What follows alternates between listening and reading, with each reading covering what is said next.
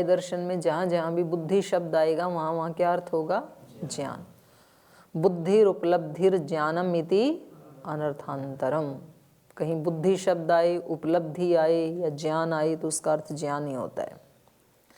तो ये कह रहे हैं युगपत सिद्धौ, चलो प्रमाण और प्रमेय दोनों को साथ साथ सिद्ध होते हैं ऐसा मान लेते हैं। प्रमेय और प्रमाण एक साथ ही उत्पन्न होते हैं ऐसा मान लेते हैं। बोले ऐसा मानोगे तो प्रत्यर्थ नियतत्वात्, प्रत्येक विषय का जो ज्ञान है वो नियमित होने के कारण, ज्ञान कैसे हैं? प्रत्यर्थ नियत हैं। तो प्रत्यर्थ नियत होने के कारण क्रमवृत्तित्व अभाव, बुद्धि नाम ज्ञानों का के क्रमवृत्तित्व का अभाव हो जाएगा। क्रमवृत्तित्व मतलब मन एक बार में एक ही ज्ञान उत्पन्न कर सकता है, ऐसा है ना, लक्षण बनाया ना इन्होंने, युगपत ज्ञानानुपत्तिर मनसोलिंगम। अगर साथ साथ हो रहा है तो एक ही साथ कई ज्ञान उत्पन्न होने लगेंगे ना, जितने प्रमेय उतने प्रमाण साथ साथ उत्पन्न हो रहे हैं। तो ये जो ज्ञानों का क्रमवृत्तित्व है ये नष्ट हो जाएगा। बुद्धि नाम क्रमवृत्तित्व अभाव, तो वो सूत्र फिर खंडित होने लगेगा मन का। युगपत ज्ञानानुपत्तिर मनसोलिंगम, तो साथ साथ भी नहीं हो सकते प्रमेय और प्रमाण। यदि प्रमाणम प्रमेयम च युगपत भवतः, यदि आप कहो कि प्रमाण और प्रमेय दोनों साथ साथ ही होते हैं तो एवं अपि गंधादिषु इंद्रियार्थेषु ज्ञानानि प्रत्यर्थ नियतानि युगपत संभवन्ति। तो कह रहे हैं जो गंध आदि विषय हैं, जो इंद्रियों के अर्थ हैं, उनका जो ज्ञान है वो प्रत्यर्थ नियतानि, क्योंकि वो तो प्रत्यर्थ नियत है, जब मन जिसके साथ जुड़ेगा उसका ज्ञान होगा, तो वो क्या होने लगेंगे? युगपत संभवन्ति थी, ज्ञाना नाम ज्ञानों की एक साथ उपलब्धि होने लगेगी। प्रत्यर्थ नियतत्वात् क्रमवृत्तित्व अभाव है, जबकि ऐसा है नहीं, क्योंकि ज्ञान तो प्रत्यर्थ नियत होने के कारण क्रमवृत्ति वाले हैं और यहाँ तो क्रमवृत्तित्व का अभाव होने लगेगा। या इमा बुद्धयः क्रमेण अर्थेषु वर्तन्ते तासाम क्रमवृत्तित्वं न संभवति इति। क्योंकि या इमा बुद्धय, जो ये ज्ञान गंधादि ज्ञान हैं, क्रमेण अर्थेषु वर्तन्ते, एक क्रमशः एक एक पदार्थ में बरतते हैं। तासाम क्रमवृत्तित्वं न संभवति इति, तो उनमें क्रमवृत्तित्व संभव ही नहीं हो सकेगा यदि प्रमाण और प्रमेय को साथ साथ मानेंगे तो। और व्याघातश्च युगपत ज्ञानानुपत्तिर मनसोलिंगम, और ये जो सूत्र है 16 नंबर सूत्र प्रथम अध्याय के प्रथमान्हिक का, इसका भी व्याघात होने लगेगा, इसका भी खंडन होने लगेगा। युगपत ज्ञानानुपत्तिर मनसोलिंगम, इस सूत्र का भी खंडन होने लगेगा। तो तीनों ही दृष्टि से ये दोष आ गया कि प्रमाण ना तो प्रमेय से पहले हो सकता है, ना तो बाद में हो सकता है, ना तो साथ साथ हो सकता है। तो तीन ही तो अवस्थाएं हो सकती हैं, त्रिकाल में ही तो कोई वस्तु टिक सकती है, और ये त्रिकाल में ही संभव है नहीं। तो कह रहे हैं एतावांश्च प्रमाण प्रमेययोः सद्भाव विषयः सच अनुपपन्न इति। एतावांश्च, एतावान मतलब त्रिकाल, तीन काल ही तो हो सकते हैं प्रमाण और प्रमेय के सद्भाव का। प्रमाण और प्रमेय के सद्भाव विषय के एतावांश्च सद्भाव विषय, ये तीन काल ही उसके सद्भाव के हो सकते हैं। सच अनुपपन्न, और वो तीनों काल अनुपपन्न है। तस्मात् प्रत्यक्षादीनां प्रमाणत्वं न संभवति इति, इसलिए प्रत्यक्षादि प्रमाणों का अस्तित्व संभव नहीं है, प्रमाण हो ही नहीं सकते। तो इन्होंने तो प्रमाणों की तीन प्रमाणों की लक्षण बताए थे, इन्होंने एकदम से ध्वस्त कर दिया कि अस्तित्व ही नहीं है प्रमाण का। ऐसा होता है पूर्व पक्षी। आप खूब सारी जिंदगी लगा करके कोई उपलब्धि करो, वो एक मिनट में आके बोले कुछ नहीं है, सब ऐसे ही, ऐसे होते हैं पूर्व पक्षी। अब ये इसका समाधान कर रहे हैं, अस्य समाधि ही। और प्रथम दृष्टया जो व्यक्ति सुनते हैं ना, उनको झट से जचती है पूर्व पक्षी की, हाँ बात तो सही कह रहे हैं, कुछ नहीं, एकदम से जच जाता है। तो अब ये इसका समाधान दे रहे हैं। उपलब्धि हेतु उपलब्धि विषयस्य च अर्थस्य पूर्व पर सहभाव नियमात यथा दर्शनम विभाग वचनम। अभी भाष्यकार उसका उत्तर दे रहे हैं, आगे सूत्रकार भी देंगे। कह रहे हैं उपलब्धि हेतु, उपलब्धि हेतु मतलब प्रमाण, और उपलब्धि विषय मतलब प्रमेय। तो कह रहे हैं उपलब्धि हेतु उपलब्धि विषयस्य अर्थस्य प्रमाण और प्रमेय का पूर्व पर सहभाव अनियमात्, इसके पूर्व पर और सहभाव का अनियम होने से यथा दर्शनम विभाग वचनम, जैसा देखा जाए वैसा ही विभाग कर लेना चाहिए। मतलब इन तीनों का कोई एक तरफा नियम नहीं है कि प्रमाण पहले होगा या प्रमेय पहले होगा, कहीं पहले प्रमाण होगा, कहीं बाद में प्रमाण होगा, तो कहीं साथ साथ होगा। तो इसलिए अनियम होने से, कोई एक तरफा नियम न होने से यथा दर्शनम, जैसा जहाँ देखा जाए वैसा विभाग कर लेना चाहिए। कह रहे हैं क्वचित उपलब्धि हेतु पूर्वम पश्चात उपलब्धि विषय, कहीं कहीं उपलब्धि हेतु अर्थात प्रमाण पहले होता है और पश्चात उपलब्धि विषय बाद में प्रमेय होता है। यथा आदित्यस्य प्रकाशः उत्पद्यमानानाम, उत्पद्यमानानाम आदित्यस्य प्रकाशः, तो उत्पन्न होने वाली जो वस्तुएं हैं वो तो क्या हैं, प्रमेय, और उसका प्रमाण क्या है, आदित्य का प्रकाश। तो इसमें प्रमाण पहले होता है, पहले सूर्योदय होता है, फिर सब लोग अपनी अपनी वस्तुएं बनाना शुरू करते हैं। कुंभकार कुंभ बनाता है, जुलाहा वस्त्र बनाता है, स्वर्णकार स्वर्ण की वस्तुएं बनाता है, जितनी भी चीज़ें बनती हैं। अब तो चलो लाइट आ गई, लेकिन पहले जो जिस समय में ये लिखे गए होंगे तो सब अपना अपना काम किस समय शुरू करते हैं, सूर्योदय के बाद ही करते हैं। तो कह रहे हैं कि जैसे यहाँ पर पहले प्रमाण, प्रमाण मतलब साधन जिससे उस चीज़ को बनाया जाएगा, तो पहले आदित्य का प्रकाश होता है, बाद में उत्पन्न होने वाली वस्तुएं होती हैं। और क्वचित पूर्वम उपलब्धि विषय पश्चात उपलब्धि हेतु, और कहीं ऐसे होता है कि उपलब्धि का विषय अर्थात प्रमेय वो पहले होता है और पश्चात उपलब्धि हेतु, उपलब्धि का हेतु अर्थात प्रमाण बाद में होता है। यथा अवस्थितानाम प्रदीपः, जैसे कमरे में अवस्थित वस्तुएं पहले होती हैं, वस्तुएं क्या हैं, प्रमेय, और बाद में दीपक ला करके वो अभिव्यक्त होती हैं, दीपक को लाया जाता है। तो वहाँ पर पहले क्या है, प्रमेय, और बाद में क्या है, प्रमाण।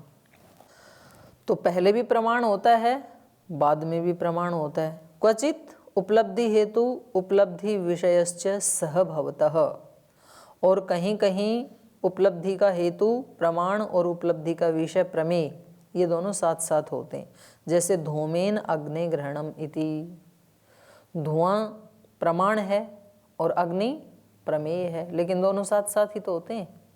अग्नि जलती है तभी तो धुआं होता है, धुआं को देख के अग्नि का अनुमान लगाया जाता है।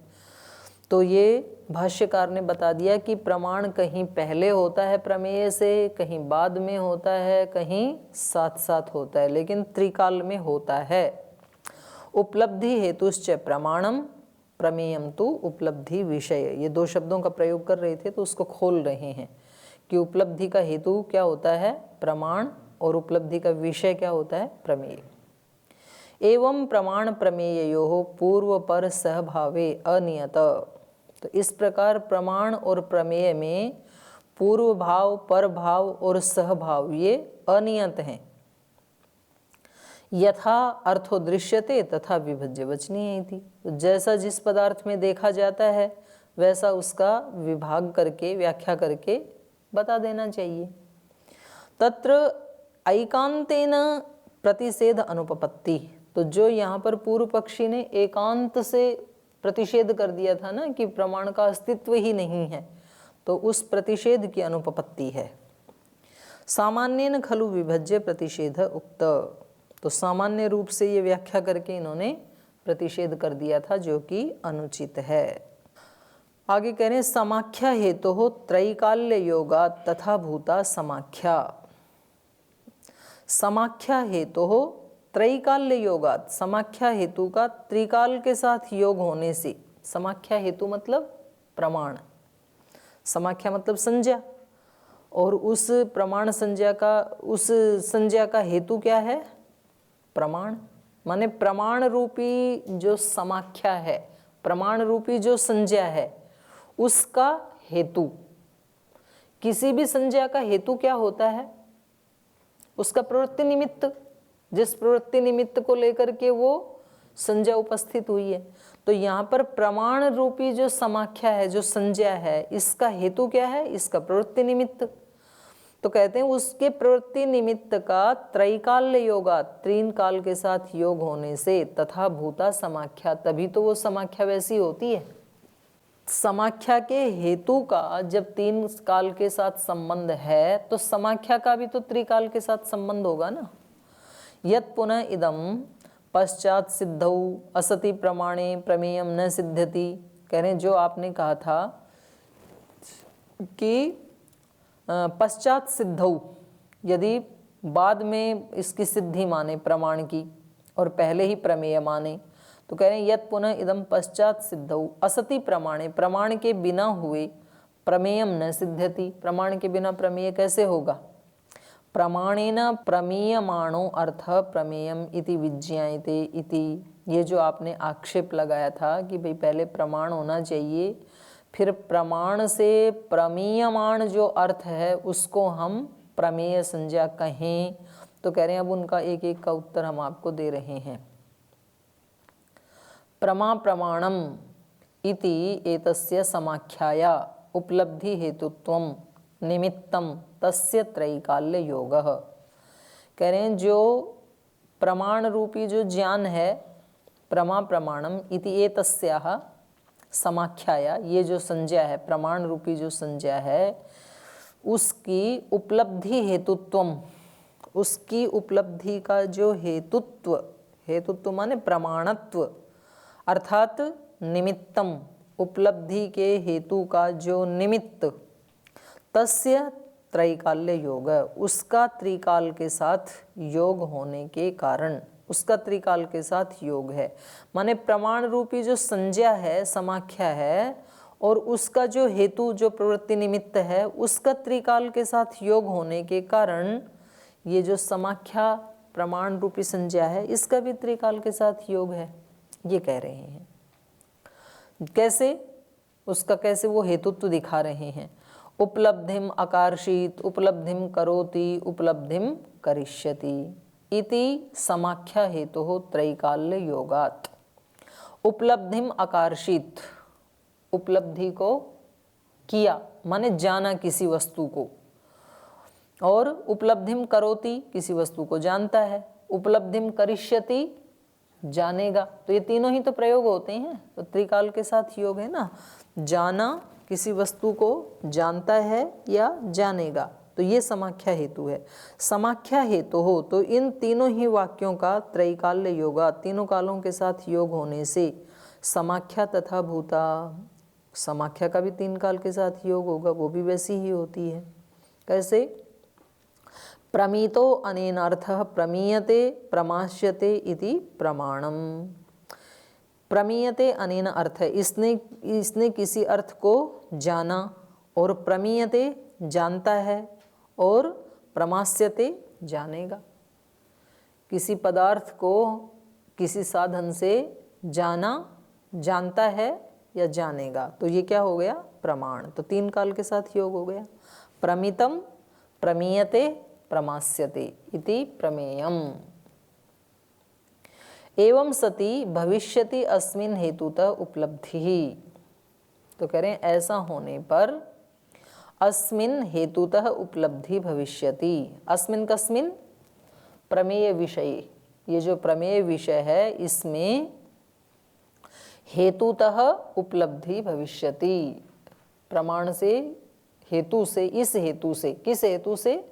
समाख्या का जो हेतु है, इस समाख्या के हेतु का तीन काल के साथ योग होने से प्रमाण का भी तीन काल के साथ योग रहेगा।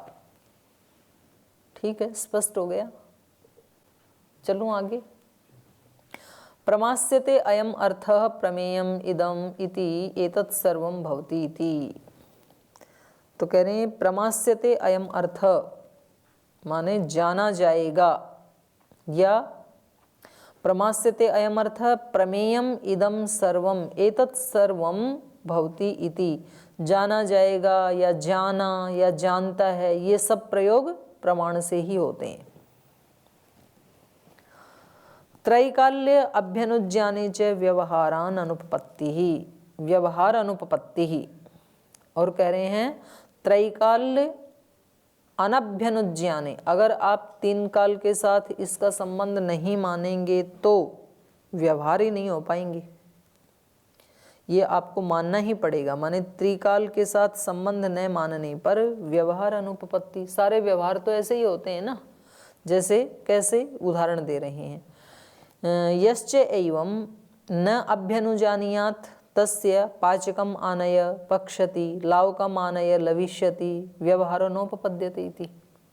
अगर आप त्रिकाल के साथ इसका नहीं मानेंगे प्रमाण का योग, तो यश्च एवं अभ्यनुजानीयात्, अगर कोई ऐसा माने कि भाई ये इसका तो नहीं होता है 3 काल के साथ योग, तो कह रहे हैं तस्य, उसके मत में, पाचकम आनय, भाई पाचक को लेके आओ, पक्षति पकाएगा, तो ये व्यवहार होगा ही नहीं ना।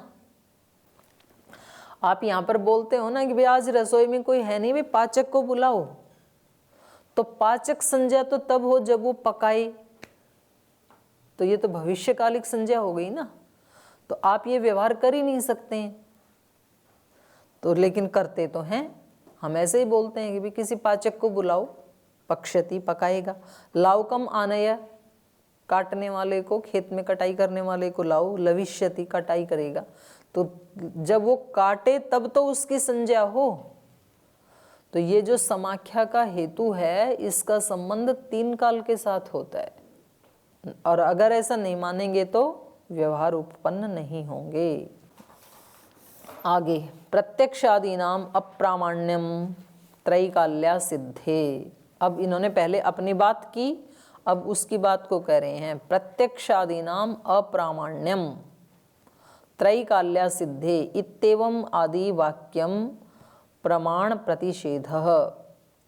तो कह रहे हैं ये जो आपने सूत्र में कहा पूर्व पक्षी ने कि प्रत्यक्ष आदि प्रमाणों का अप्रमाणत्व है, क्योंकि त्रिकाल की में इसकी असिद्धि होने से, 3 काल में इसका अस्तित्व न होने से, इत्यादि जो वाक्य हैं ये प्रमाण का प्रतिषेध करने वाले, तत्र अयम प्रष्टव्य, तो उनसे हमारा ये पूछना है, अथ अनेन प्रतिषेधेन भवता किम क्रियते इति, माने इस प्रतिषेध से आप किस चीज का प्रतिषेध कर रहे हैं?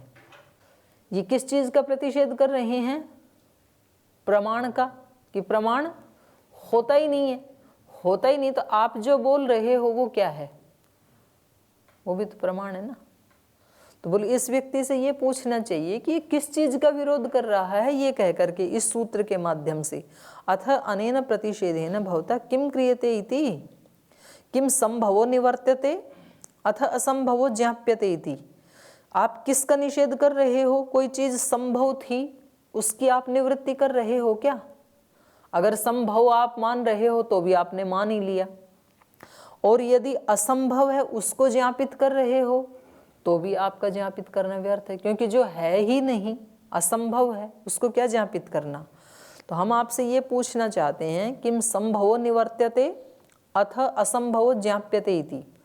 तद यदि संभवो निवर्त्यते, तो यदि किसी चीज की संभावना है और उसकी आप निवृत्ति कर रहे हैं, तो यहाँ अल्प विराम लगा लीजिए निवर्त्यते के बाद। सति संभवे प्रत्यक्षादीनाम प्रतिषेधानुपपत्ति ही, तो जब संभव ही है, कोई चीज होने ही वाली है, तो उसके बारे में प्रतिषेध करना व्यर्थ है। प्रतिषेध की अनुपपत्ति है जब आपने संभावना मान ही ली कि प्रमाण तो होता है, तो अब उसका क्या प्रतिषेध करोगे जब मान ही लिया तो।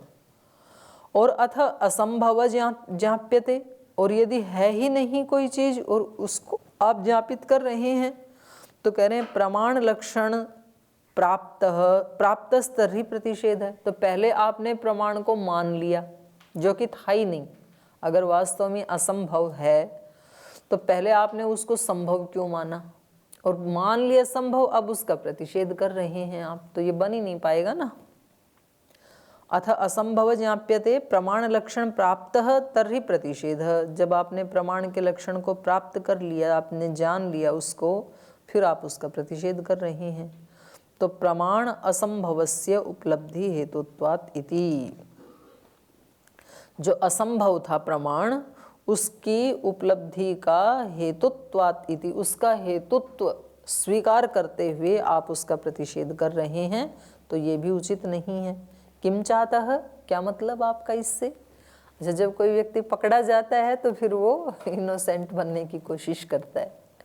पूर्व पक्षी क्योंकि पकड़ में आ गया, सिद्धांती की बात उसने बहुत जोर से उसका खंडन कर दिया, तो वो जानबूझ के क्या कह रहा है, किम चाहता है, क्या मतलब, आप कहना क्या चाह रहे हैं?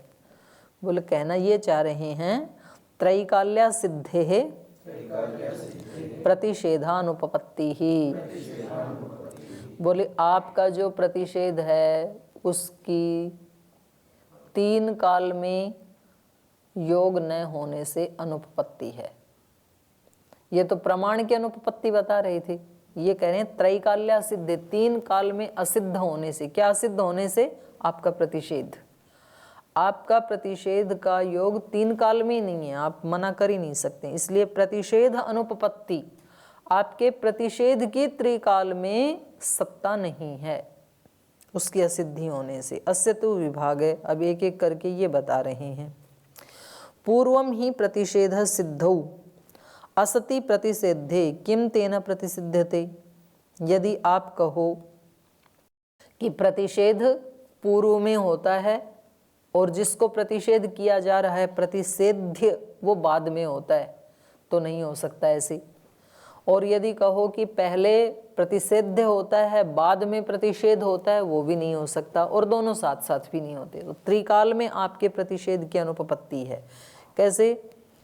पूर्वम ही प्रतिषेध सिद्धौ, यदि पहले ही प्रतिषेध की सिद्धि होगी, प्रतिषेध तो पहले से ही है, तो कह रहे हैं असति प्रतिषेध्ये, जब कोई प्रतिषेध करने वाली वस्तु है ही नहीं, किम तेन प्रतिसिध्यते, तो आपके प्रतिषेध के द्वारा किसका प्रतिषेध किया जा रहा है? बिना प्रमेय के प्रमाण किसका? तो बल कोई वस्तु ही नहीं थी प्रतिषेध करने योग्य, तो आपने प्रतिषेध किसका किया?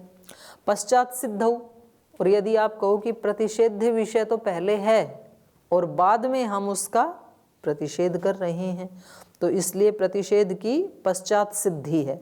पश्चात सिद्धौ, बाद में यदि प्रतिषेध की सिद्धि माने तो प्रतिषेध्य सिद्धि, यहाँ पर आ की मात्रा को हटा लेना, प्रतिषेध्य सिद्धि प्रतिषेध अभावात इति। बोले फिर आपने प्रतिषेध की सिद्धि को तो मान ही लिया, तो इसलिए प्रतिषेध अभावात इति, प्रतिषेध का अभाव होने से। क्योंकि यदि आप कहो कि पहले तो कोई प्रतिषेध्य विषय है और बाद में हम उसका प्रतिषेध कर रहे हैं, तो आपने मान ही लिया ना उसको, तो अब आपका प्रतिषेध करना व्यर्थ है।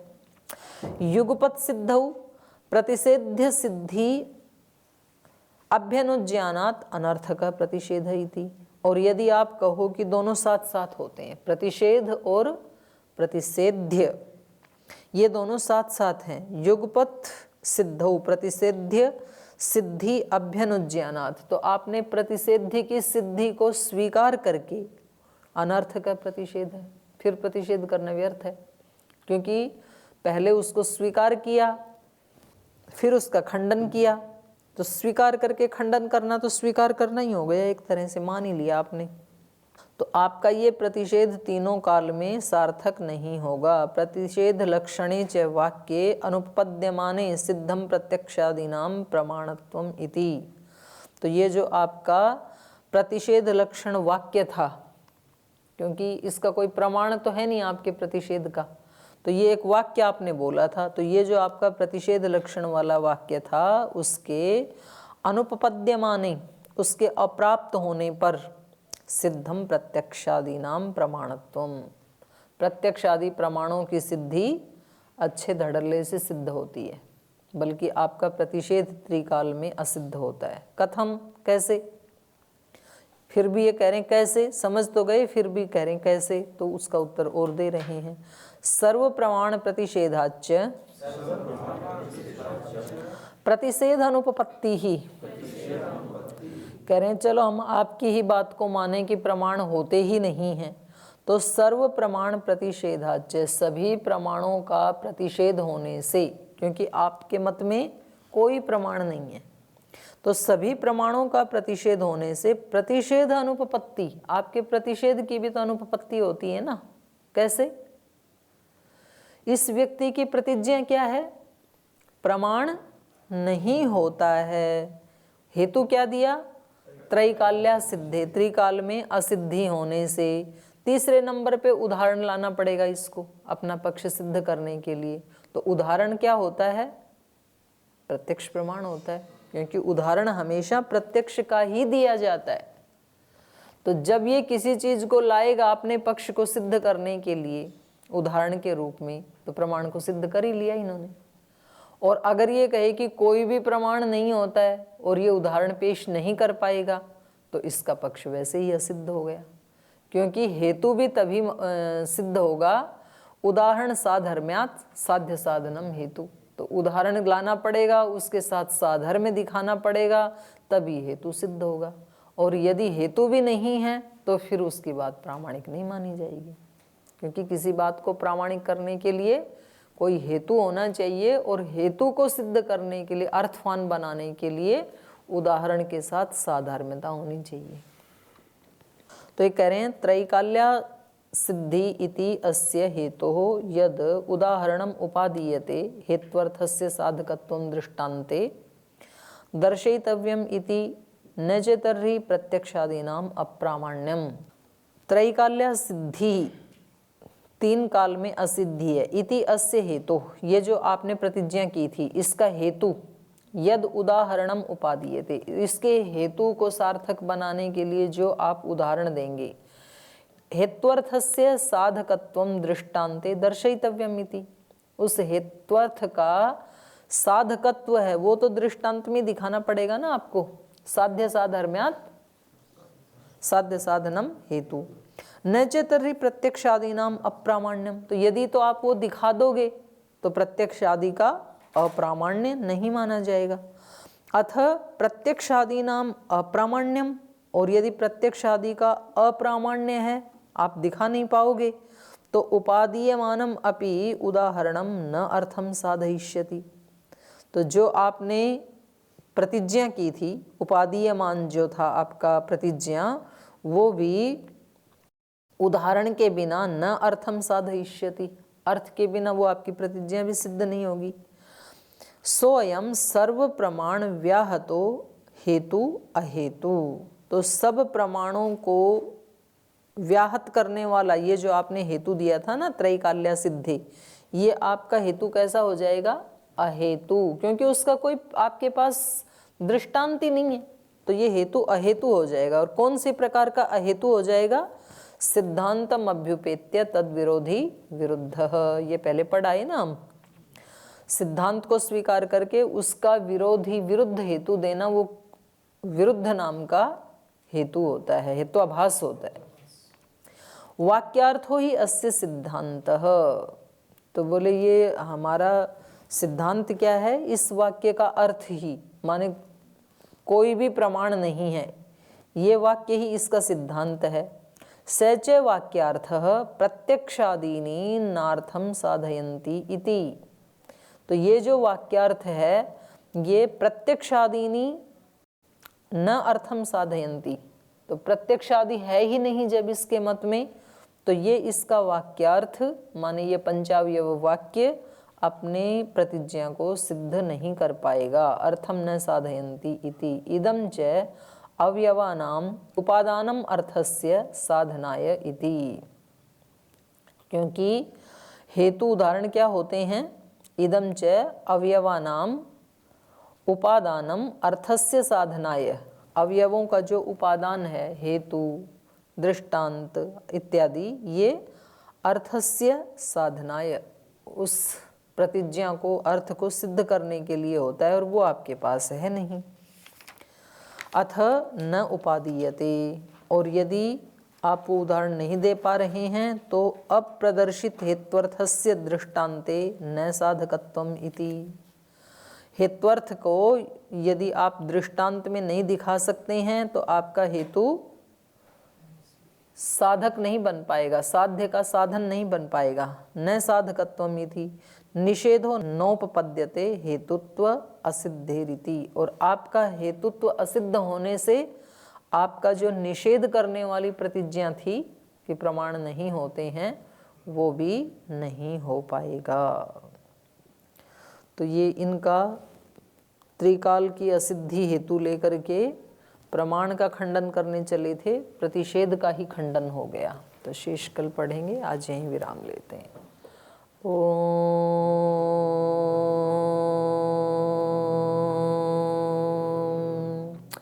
शांति शांति शांति। श्री गुरुभ्यो नमः।